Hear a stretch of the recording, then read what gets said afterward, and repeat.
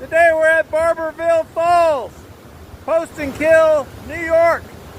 Checking out the waterfall. Beautiful today, it's all thawed out.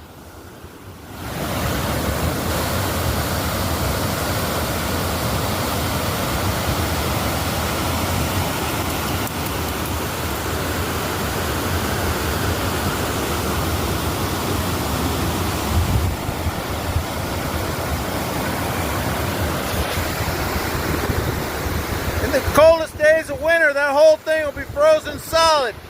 But it's all thawed out now. One thing about New York, we got plenty of water.